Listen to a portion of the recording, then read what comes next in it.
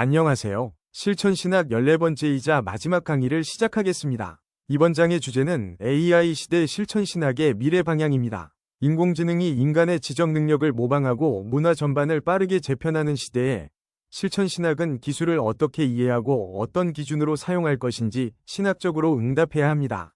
이번 강의에서는 기술을 도구로 사용하는 신학, 하나님의 형상에 기초한 인간 고유성의 회복, 관계 중심 목회의 강화, 공동체성 회복 운동, 디지털 윤리와 신학적 가이드라인, 그리고 끊임없는 성찰과 갱신의 신학이라는 6방향을 살펴보겠습니다. 중요한 것은 기술을 두려워하거나 절대화하지 않는 것입니다. AI는 교회의 목적이 아니라 복음 사역을 돕는 수단이며, 교회의 중심은 언제나 말씀과 기도, 성례와 공동체, 그리고 하나님과 인간 사이에 살아있는 관계입니다. 마지막 강의에서는 지금까지 배운 실천신학의 내용을 AI 시대의 미래 과제와 연결하여 종합적으로 정리해 보겠습니다.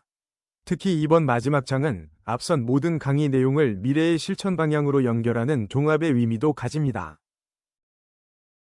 이번 장은 AI 시대 실천신학의 미래를 6가지 핵심 방향으로 조망합니다. 첫째는 기술을 도구로 사용하는 신학입니다. 기술을 무조건 거부하거나 따르는 대신 비판적으로 수용하고 언제나 하나님 나라의 목적을 위해 사용해야 합니다. 둘째는 인간 고유성의 회복입니다. AI가 인간의 기능을 모방할수록 하나님의 형상으로 창조된 인간의 존엄성과 관계성, 책임성을 더욱 분명히 해야 합니다. 셋째는 관계 중심 목회의 강화입니다. 기술은 소통을 돕지만 만남과 동행을 대신할 수 없습니다. 넷째는 공동체성 회복 운동입니다. 디지털 시대의 고립에 맞서 교회는 서로 책임지고 돌보는 대안 공동체가 되어야 합니다. 다섯째는 디지털 윤리와 신학적 가이드라인입니다. 개인정보와 알고리즘 편향, 허위 정보와 온라인 언어 문제의 신학적 기준이 필요합니다. 여섯째는 끊임없는 성찰과 갱신입니다. 이 6방향은 서로 분리되지 않고 하나의 통합적 비전을 이루며 프락시스의 순환 속에서 함께 실천되어야 합니다. 마지막에는 이 6방향을 하나의 실천신학적 비전으로 통합하여 정리하겠습니다. 제1주제는 기술을 도구로 사용하는 신학입니다. AI 시대의 실천신학은 먼저 기술을 어떻게 이해할 것인가라는 질문에서 출발합니다. 기술은 완전히 중립적인 것도 아니면 그 자체로 악하거나 구원의 수단인 것도 아닙니다. 기독교 신학은 기술을 하나님의 창조 질서 안에서 인간에게 허락된 문화적 산물로 이해하는 동시에 인간의 욕망과 죄가 그 사용 방식을 왜곡할 수 있음을 인정합니다. 따라서 기술은 목적이 아니라 도구로 이해되어야 합니다. AI는 설교 준비와 교육 자료 개발, 행정관리와 상담 보조 등 여러 영역에서 목회의 효율성을 높일 수 있습니다. 그러나 기술이 교회의 방향을 결정하기 시작하면 복음의 본질이 뒤로 밀릴 위험이 있습니다. 실천신학은 기술 사용의 목적을 언제나 하나님 나라의 증언과 성도의 성숙에 두어야 합니다. AI를 얼마나 많이 사용하는가 보다 왜 사용하며 무엇을 위해 사용하는가가 더 중요합니다. 기술은 교회의 사명을 섬길 때 유익하지만 사명을 규정하는 주체가 되어서는 안 됩니다. 기술 수용에는 2가지 극단이 존재합니다. 하나는 기술의 편리함과 효율성을 무비판적으로 받아들이는 태도이고, 다른 하나는 새로운 기술을 위험하다고 보아 전면적으로 거부하는 태도입니다. 무비판적 수용은 교회를 기술의 논리에 맞추어 재구성하고 예배와 교육을 단순한 콘텐츠 소비로 축소시킬 위험이 있습니다. 반대로 전면적 거부는 변화하는 문화와 단절되어 복음 전파와 소통의 기회를 놓칠 수 있습니다. 실천신학이 제시하는 길은 성육신적 분별에 기초한 비판적 수용입니다. 예수 그리스도께서 인간의 역사와 문화 속으로 들어오셨듯 교회도 기술 문화 속에 참여해야 하지만 동시에 복음의 기준으로 그 구조와 가치관을 판단해야 합니다. 알고리즘이 무엇을 우선시하고 인간을 어떤 방식으로 바라보는지도 질문해야 합니다. 핵심은 기술을 사용하되 기술에 종속되지 않는 자유를 유지하는 것입니다. 말씀과 기도, 성례와 공동체는 언제나 중심에 있고 기술은 이를 보조하는 역할에 머물러야 합니다. 교회의 정체성을 지키면서도 새로운 문화 안으로 책임있게 들어가는 것이 바로 성육신적 분별의 핵심입니다. 기술을 도구로 사용하는 신학은 무엇보다 우선순위를 분명히 해야 합니다. 교회의 첫 번째 중심은 말씀과 기도입니다. AI는 성경 연구 자료를 정리하거나 다양한 기도 자료를 제공할 수 있지만 하나님 말씀을 듣고 기도로 응답하는 영적 행위 자체를 대신할 수는 없습니다. 두 번째는 성례입니다. 세례와 성찬은 몸과 물질, 공동체의 참여를 포함하는 신체적이고 언약적인 실천이기 때문에 기술로 대체될 수 없습니다. 세 번째는 공동체입니다. 서로 사랑하고 책임지며 돌보는 언약적 관계는 알고리즘이 생성할 수 없는 교회 정체성의 핵심입니다. 마지막으로 기술은 보조 역할을 담당합니다. 설교 준비와 교육, 행정, 상담을 지원하고 시간을 절약할 수 있지만 그 자체가 목적이 되어서는 안 됩니다. 기술이 중심이 되면 교회는 콘텐츠 생산 기관이나 정보 플랫폼으로 축소될 위험이 있습니다. 따라서 AI 활용의 기준은 항상 이 기술이 말씀과 기도, 성례와 공동체를 더 충실하게 섬기는가라는 질문이어야 합니다. 우선순위가 분명할 때 기술은 교회를 지배하지 않고 사명을 돕는 유익한 도구가 됩니다. 제2주제는 인간 고유성, 곧 하나님의 형상 회복입니다. AI가 글을 쓰고 그림을 만들며 대화를 나누고 상담을 보조하는 시대가 되면서 인간을 무엇으로 정의할 것인가라는 질문이 더욱 중요해졌습니다. 과거에는 복잡한 사고와 창작 능력을 인간 고유성의 중요한 기준으로 여겼지만 AI가 이러한 기능을 빠르게 모방하면서 단순한 기능적 능력만으로 인간의 특별함을 설명하기 어려워졌습니다. 실천신학은 이 질문에 기독교적 인간 이해로 응답해야 합니다. 인간의 가치는 얼마나 많은 정보를 처리하고 얼마나 높은 생산성을 보이는가에서 결정되지 않습니다. 인간은 하나님의 형상으로 창조되었기 때문에 존재 자체로 존엄하며 하나님과 타인과의 관계 속에서 살아가고 자신의 선택에 책임을 지며 하나님을 예배하도록 부름받은 존재입니다. 따라서 AI 시대의 인간 고유성 회복은 기술과 경쟁하기 위해 인간의 기능을 더 높이는 일이 아니라 하나님이 부여하신 정체성과 존엄을 다시 확인하는 신학적 과제입니다. 이 관점은 목회와 교육, 상담과 공동체 형성의 기준이 됩니다. 기독교 신학은 인간을 하나님의 형상, 곧 이마고 디아이로 창조된 존재로 이해합니다. 이 개념은 인간 고유성을 단순한 지능이나 창의성에 한정하지 않고 훨씬 더 포괄적으로 설명합니다. 첫째는 존엄성입니다. 모든 인간은 능력과 성과, 건강과 연령에 관계없이 하나님이 부여하신 절대적 존엄성을 가집니다. 둘째는 관계성입니다. 인간은 하나님과의 관계 안에서 그리고 타인을 사랑하는 관계 속에서 의미를 발견하고 성장합니다. 이러한 언약적 관계는 단순한 정보 교환과 다릅니다. 셋째는 도덕적 책임성입니다. 인간은 자신의 선택과 행동에 책임을 지는 존재이며 하나님 앞에서 선과 악을 분별해야 합니다. AI는 데이터를 분석하고 결과를 제안할 수 있지만 하나님 앞에서 회개하거나 책임지는 도덕적 주체가 될 수 없습니다. 넷째는 예배 능력입니다. 인간은 하나님을 사랑하고 경배하며 자신의 삶을 하나님께 드릴 수 있는 존재입니다. 이 영적 차원은 기술로 재현할 수 없습니다. 따라서 AI 시대에는 인간의 기능보다 존엄과 관계, 책임과 예배라는 신학적 정체성을 더 분명하게 가르쳐야 합니다. AI 시대의 실천신학은 인간을 기능적 존재로 축소하려는 문화적 흐름에 저항해야 합니다. 생산성과 효율성을 최고의 가치로 삼는 사회에서는 인간이 데이터를 생산하는 하나의 노드처럼 이해되고 사람의 가치가 성과와 속도로 평가될 수 있습니다. 이런 기준이 절대화되면 노인과 장애인, 취약계층이나 기술 접근성이 낮은 사람은 비효율적인 존재로 취급되거나 디지털 격차 속에서 소외될 위험이 있습니다. 그러나 복음적 인간 이해는 전혀 다릅니다. 모든 인간은 하나님의 형상을 지닌 존재이며 창조주 하나님이 부여하신 존엄을 가지고 있습니다. 따라서 노인과 장애인, 약자도 동일한 존엄성의 담지자이며 기술을 잘 사용하지 못한다는 이유로 공동체에서 밀려나서는 안 됩니다. 인간의 정체성은 알고리즘이 계산한 성향이나 생산성 지표가 아니라 하나님과의 관계 속에서 발견됩니다. 교회는 이러한 인간 존엄성을 설교로만 말하지 않고 실제적인 포용으로 보여주어야 합니다. 인간 고유성의 회복은 결국 하나님 앞에서 자신이 누구인지를 다시 발견하는 영성의 회복과 연결됩니다. 제3주제는 관계 중심 목회의 강화입니다. AI 시대일수록 목회의 본질이 관계에 있다는 사실을 더 분명하게 확인해야 합니다. 기술은 연락과 정보 전달의 속도를 높이고 많은 사람을 연결할 수 있지만 깊은 신뢰와 인격적 만남까지 자동으로 만들어주지는 않습니다. 예수님의 사역은 언제나 사람을 직접 만나고 그들의 이야기를 들으며 함께 걸어가는 관계적 방식으로 이루어졌습니다. 그래서 목회는 본질적으로 만남과 동행의 사역입니다. 데이터 분석을 통해 성도의 상황을 파악하는 것은 유익하지만 고통의 현장에서 함께 울어주고 침묵 가운데 곁을 지켜주는 일은 인간 목회자가 감당해야 할 고유한 사역입니다. AI는 위로의 문장을 만들어낼 수 있지만 성령의 임재 안에서 이루어지는 공감적 동행을 대신할 수 없습니다. 따라서 교회는 소그룹과 멘토링, 신방과 대면 만남을 의도적으로 강화해야 합니다. 온라인과 오프라인을 연결하는 하이브리드 모델도 관계를 위한 수단으로 활용할 수 있습니다. 기술이 많아질수록 사람을 직접 듣고 함께 걷는 목회의 가치가 더욱 커집니다. AI와 목회자의 역할을 비교하면 기술의 가능성과 한계가 더욱 분명해집니다. 설교 준비에서 AI는 자료 수집과 주석 검색, 예화 제안을 빠르게 수행할 수 있지만 영적 묵상과 성령의 인도, 회중과의 살아있는 관계는 목회자의 고유한 영역입니다.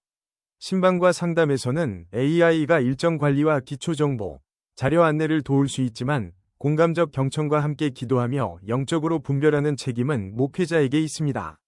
교육에서도 AI는 맞춤형 콘텐츠를 만들고 학습 자료를 분석할 수 있지만 삶으로 가르치는 제자도와 관계 속에서 변화를 동반하는 역할은 인간 교사가 감당해야 합니다.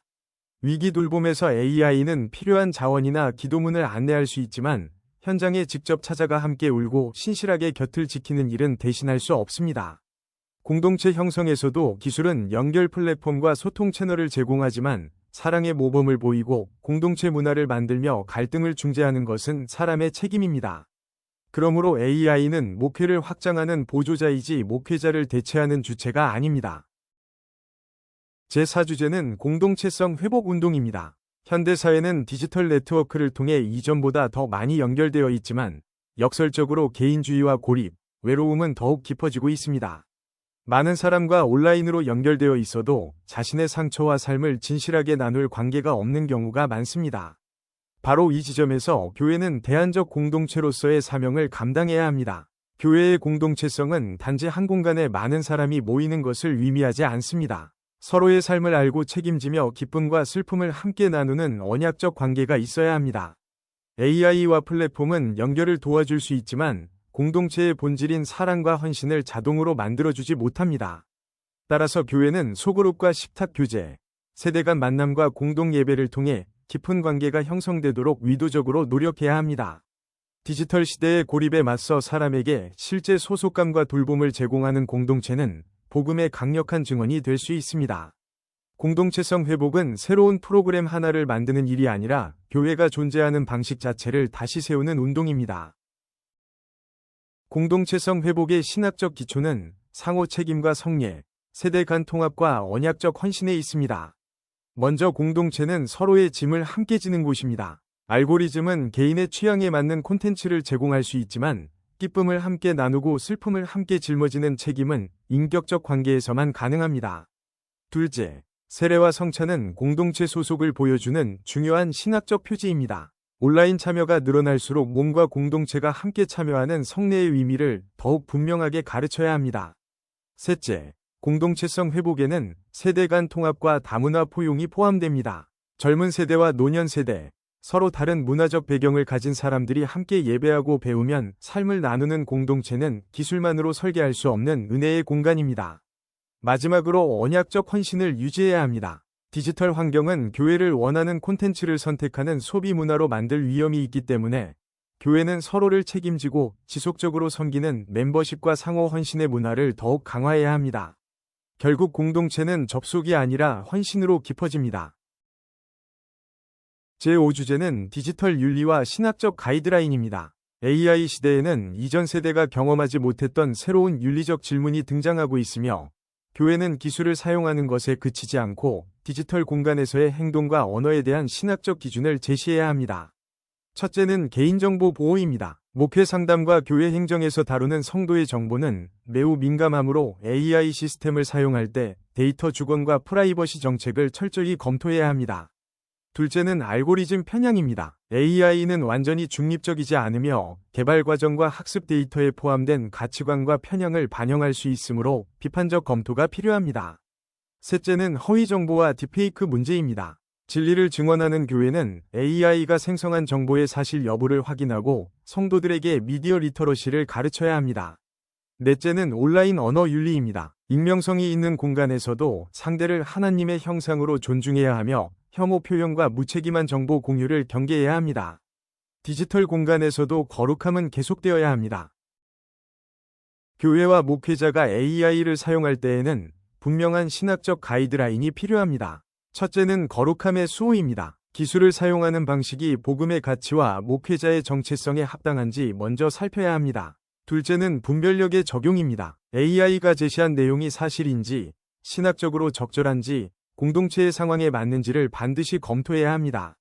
셋째는 책임성의 유지입니다. AI가 만든 결과를 사용하더라도 최종적인 목회적 도덕적 책임은 인간에게 있습니다. 기술은 도덕적 판단의 주체가 될 수 없습니다. 넷째는 투명성입니다. AI의 도움을 받은 설교문과 상담 응답, 교육 자료를 사용할 때 그 사용 방식과 범위를 적절하게 공개하는 문화는 공동체의 신뢰를 높일 수 있습니다. 특히 편리함 때문에 목회자의 책임을 약화시켜서는 안 됩니다. AI 생성 자료는 언제나 신학적 검토와 영적 분별 과정을 거쳐야 하며 필요할 경우 AI의 활용 사실을 공동체에 정직하게 밝히는 것이 바람직합니다. 이 네 원칙은 기술을 사용하되 그것에 종속되지 않는 구체적인 실천 기준입니다. 디지털 공간에서의 거룩함은 단순히 몇 가지 규칙을 지키는 일이 아니라 신앙적 정체성에서 흘러나오는 삶의 방식입니다.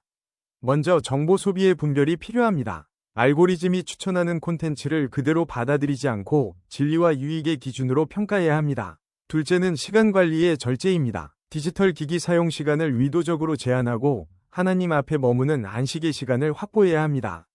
셋째는 온라인 언어의 정결입니다. 익명성이 보장되는 공간에서도 상대가 하나님의 형상을 지닌 존재임을 기억하며 존중하는 언어를 사용해야 합니다. 넷째는 정보 공유의 책임입니다. 확인되지 않은 내용을 무분별하게 퍼뜨리지 않는 것은 진리를 지키는 신앙적 책임입니다. 다섯째는 디지털 안식일과 같은 영적 훈련입니다. 일정 시간 기술에서 벗어나 하나님 앞에 고요히 머무는 연습이 필요합니다. 교회는 미디어 리터러시와 디지털 윤리를 신앙교육에 포함하고 청소년과 청년 세대를 특별히 돌보아야 합니다. 목회자와 교회 지도자가 먼저 이러한 윤리를 삶으로 보여줄 때 공동체의 문화도 형성됩니다. 제6주제는 끊임없는 성찰과 갱신의 신학입니다. AI 시대의 변화는 매우 빠르고 예측하기 어렵기 때문에 실천 신학은 고정된 이론이나 과거의 성공 방식에 머물 수 없습니다. 새로운 기술이 등장할 때마다 그것이 인간과 공동체, 예배와 목회에 어떤 영향을 주는지를 관찰하고 신학적으로 판단하며 필요한 실천을 새롭게 설계해야 합니다. 이러한 태도는 실천 신학의 방법론적 중심인 프락시스, 곧 프락시스의 순환 구조와 연결됩니다. 실천 신학에서 이론은 현실과 분리되어 존재하지 않습니다. 이론은 구체적인 실천 속에서 검증되고 실제 결과에 대한 성찰을 통해 다시 수정되고 재구성됩니다. 따라서 갱신은 복음의 본질을 버리고 시대의 유행을 따라가는 일이 아닙니다. 오히려 변화하는 현실 속에서 무엇이 본질이고 무엇이 문화적 표현인지를 더 분명히 분별하는 과정입니다. AI 기술의 속도가 빨라질수록 교회의 신학적 성찰도 깊어져야 하며 새로운 환경 속에서 복음의 본질을 더욱 선명하게 드러내는 창의적인 실천이 필요합니다. 프락시스의 순환 구조는 관찰, 판단, 행동, 성찰의 4단계로 설명할 수 있습니다. 첫째는 관찰, 곧 시입니다. AI 시대의 문화와 사회 변화를 신학적 안목으로 세밀하게 살펴보고 기술이 인간과 공동체에 어떤 영향을 주는지 분석합니다. 둘째는 판단, 저지입니다. 관찰된 현실을 성경과 신학의 기준에 비추어 무엇이 복음과 일치하고 무엇이 복음에 반하는지를 분별합니다. 셋째는 행동, 액트입니다. 신학적 판단을 바탕으로 구체적인 목회 실천을 창의적으로 설계하고 실행하며 기술의 활용 범위와 경계를 결정합니다. 넷째는 성찰, 리플렉트입니다. 실행한 결과를 신학적으로 평가하고 성공과 실패에서 무엇을 배울 것인지 살펴봅니다. 그리고 이 성찰은 다시 새로운 관찰과 이론 재구성의 출발점이 됩니다. 이 순환은 한 번으로 끝나지 않고 계속 이어져야 합니다. AI 기술이 빠르게 발전할수록 교회의 신학적 성찰도 지속적으로 심화되어야 합니다. 갱신은 본질을 포기하는 것이 아니라 변화 속에서 본질을 더욱 선명하게 드러내는 과정입니다. AI 시대의 실천 신학은 불변하는 복음과 시대적 변화에 대한 창의적 응답을 동시에 붙들어야 합니다. 먼저 복음의 핵심은 변하지 않습니다. 성경에 계시된 하나님의 말씀과 예수 그리스도의 성육신, 십자가와 부활, 그리고 다시 오실 것이라는 소망은 모든 시대를 관통하는 진리입니다. 말씀과 성례, 사랑과 공동체라는 교회의 본질 역시 기술의 변화에 따라 바뀔 수 없습니다. 그러나 복음을 표현하는 문화적 방식은 시대와 상황에 따라 새롭게 구성될 수 있습니다. 중요한 것은 무엇이 본질이고 무엇이 문화적 요소인지를 분별하는 것입니다. 본질을 포기해서는 안 되지만 오래된 형식 자체를 복음과 동일시해서도 안 됩니다. 교회는 각 시대의 언어와 문화 속에서 복음을 이해할 수 있도록 창의적으로 전달해야 합니다. AI를 복음 전파와 교육에 활용하고 디지털 세대와 소통할 새로운 목회 형태를 탐구하는 것도 선교적 지혜가 될 수 있습니다. 변화는 분명 위기이지만 동시에 새로운 가능성을 여는 기회입니다. 건강한 갱신은 불변하는 복음을 붙들면서 표현과 방법을 창의적으로 새롭게 하는 데 있습니다. 지금까지 살펴본 6가지 방향은 서로 독립된 주제가 아니라 AI 시대 실천 신학을 위한 하나의 통합적 비전을 형성합니다. 첫째, 기술을 목적이 아니라 도구로 이해하는 신학적 기준이 필요합니다. 둘째, 그 기술 사용의 토대에는 하나님의 형상으로 창조된 인간의 고유성과 존엄성에 대한 확고한 이해가 있어야 합니다. 셋째, 기술이 발전할수록 사람을 직접 만나고 함께 걷는 관계 중심 목회를 더욱 강화해야 합니다. 넷째, 개인주의와 고립에 맞서 상호 책임과 언약적 헌신을 가진 공동체성을 회복해야 합니다.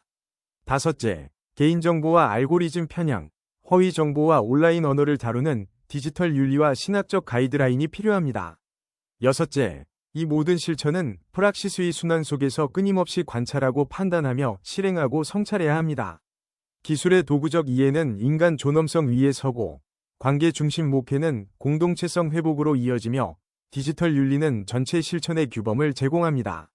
그리고 지속적인 성찰은 이 모든 과정을 살아있게 유지하는 동력이 됩니다. 이제 실천신학 14강의 모든 과정을 마무리하겠습니다. AI 시대의 교회는 기술을 두려워하여 거부할 필요도 없고 반대로 편리함에 이끌려 무비판적으로 흡수될 필요도 없습니다. 기술은 종이 아니라 도구이며 언제나 복음의 목적에 종속되어야 합니다. 교회는 하나님의 형상으로 창조된 모든 인간의 존엄성을 선포하고 디지털 시대의 고립에 맞서 관계 중심 목회와 언약적 공동체를 의도적으로 세워야 합니다. 또한 프락시스의 순환 속에서 끊임없이 관찰하고 판단하고 행동하고 성찰하며 시대의 변화에 책임있게 응답해야 합니다. 그러나 무엇보다 기억할 것은 변화 속에서도 복음의 본질은 변하지 않는다는 사실입니다. 여러분은 지금까지 실천신학의 기초에서 예배와 설교, 목회와 상담, 교육과 선교, 공공성과 디지털 시대, AI 목회에 이르기까지 긴 과정을 모두 공부하셨습니다. 여기까지 오시느라 정말 많이 수고하셨습니다. 한강 한강 성실하게 따라오신 여러분의 노력 자체가 매우 귀합니다. 배운 내용을 사역의 현장에서 지혜롭게 실천하시기를 바라며 하나님께서 여러분의 목회와 삶을 선하게 사용하시기를 축복합니다.